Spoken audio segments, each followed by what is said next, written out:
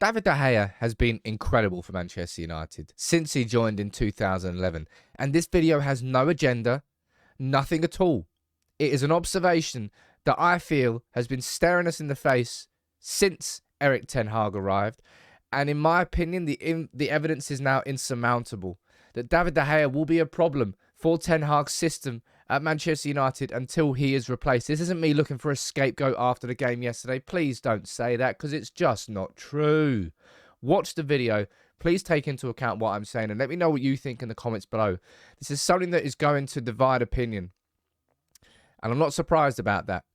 But I can't ignore it anymore, and I'm not sitting on the fence anymore around David De Gea and the situation. Look, that game yesterday, right? You can try and look for a scapegoat, and David De Gea was a problem. He wasn't the problem. Everywhere yesterday was a problem for Manchester United. If you look at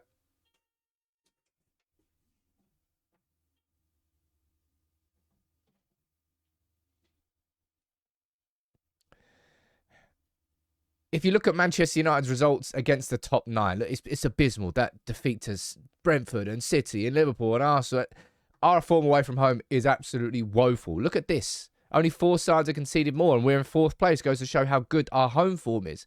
Weghorst was absolutely woeful against Newcastle. Did he have the ball? No. Did we get anything through to him? No. Did he have one chance? Yes, and then he missed it. Did we miss Casemiro and Eriksen? Yes, we did. And it is part of the fundamental problem that I'm identifying here.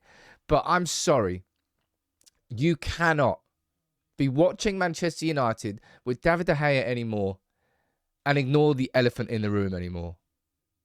It's just not possible. And if you are doing it, you're doing it because you love David De Gea. You're doing it because of what he's done for this club. And it hurts me to say this, but I'm making the observation that's in front of my eyes. In the same way I made the observation with Ronaldo and I got called every name under the sun, I'm doing it now. But the De Gea and the Ronaldo situations are incomparable. What Ronaldo did, I'm not forgiving that. De Gea's done nothing wrong. However, he just isn't what we need now in that goalkeeper position. Let me run through some examples from yesterday and have a discussion around it. In this situation yesterday, Manchester United, there were 2 big problems, right? I ran through it on the live stream. I'll run through it again with you now. Number 1, over here. Where is the midfield? There's nobody there. There's no outball. Christian Eriksen and Casemiro both missing from the team. It's an issue. We only have Varane as an outball and Martinez as an outball. Shaw's over there. And look, Dalot's off the screen. David De Gea didn't really have anybody to pass to.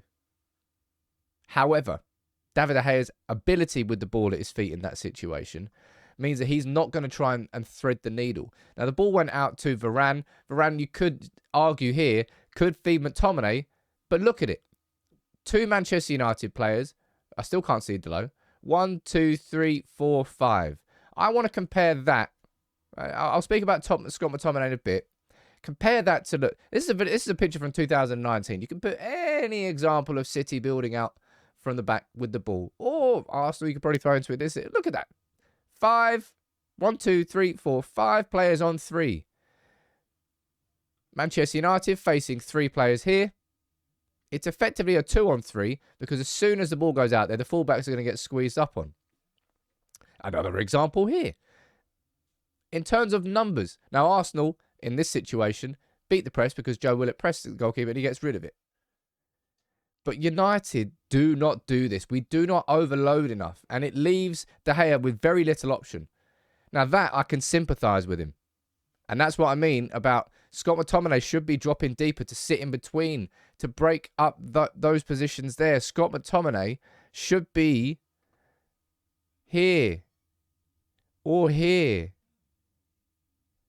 Sabitzer should be here. Bruno, you could argue, could be here. Man United given no options there. And David De Gea, very limited ability to get it out from the back with the ball.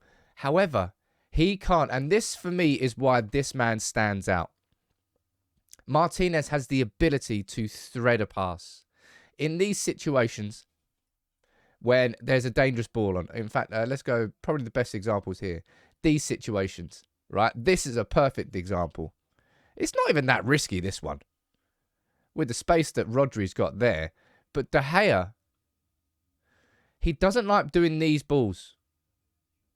right? He prefers to go left or to right because he doesn't have the confidence in himself. I don't have the confidence in him. Martinez, that's why Martinez for me stands out like a sore thumb in a good way. And look, De Gea yesterday, would we have conceded more if he wasn't in goal? Yes. Outstanding save. I can't remember who headed it. A double save as well in the first half. But the same measure.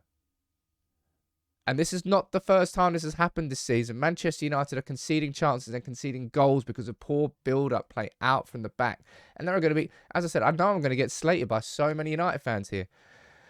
But I'm making this observation now because there's so much evidence in front of me.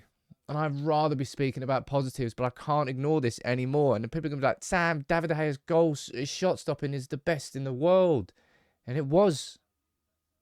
Past tense. Once upon a time. The stats this season, again, don't lie. These were the stats prior to the Newcastle game. His save rate in the Premier League was 13th. Look where David De Gea is, down here. That's not 13th. 1, 2, 3, 4, 5, 6, 7, 8, 9. What's that? That's his save percentage overall. I don't know what's that one then. The 13th? That's not 13th. Either way, David De Gea is not. I really feel that there are United fans here with David De Gea. You're getting swept up by the memories of what he's done before. And you can't see something that is staring you right in the face. Now, there's two things that are staring us in the face. One, in my opinion, is De Gea's lack of confidence. And in this situation, Newcastle knew what to do to play against us. It's so simple. Press, force De Gea. He won't pass it through those gaps that you might leave in the middle. And the midfielders aren't dropping deep enough, not without Casemiro and Eriksen anyway. We'd be better with, of course, but with both of them in the team. But that's why we need a new midfielder in the summer. We need a new striker, yes, with Weghorst. But this situation for me, it's not got parallels in the Ronaldo situation. The idea that, look, when Ronaldo left, I consider Ronaldo a toxic situation that Ten Hag dealt with. I don't consider De Gea a toxic situation.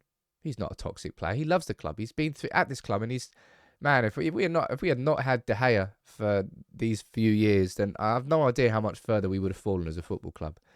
I really, really don't. But I've seen enough evidence now to know that De Gea just can't be that goalkeeper that Erik Ten Hag needs. Now, you might, Sam, what are you talking about? We don't need goalkeepers to do that. Goalkeepers should be shot stopping first. And yes, shot stopping is an incredibly important, it's probably the most important factor of a goalkeeper. But the modern game, the way Ten Hag is trying to build this team out, he wants to build from the back. And the City here is the perfect example of how to do it right. Look how deep. There's Rodri over there. That's number 8. Is that Gundogan? I think it's. Look how deep their midfielders are dropping. They're given the options. And then what happens is the team sweeps up as a unit from defence the whole way through. And therefore, it doesn't matter that you've got 5 players back there because you're all going to move up the pitch together and the numerical advantage will remain. That's a problem. That's what happens when you don't have Casemiro and Eriksen in the team. And that needs to be addressed. But honestly, man, if at this point you still can't admit that David De Gea is a problem in this Manchester United team, and that problem will exist until he's not in this Manchester United team, then I believe you're just ignoring the facts and the evidence that's staring you in the face because of what De Gea has done previously. And that's where the parallel I can see with the Ronaldo situation. So many United fans just did not want to accept or talk about criticism towards Ronaldo because of what Ronaldo had done previously.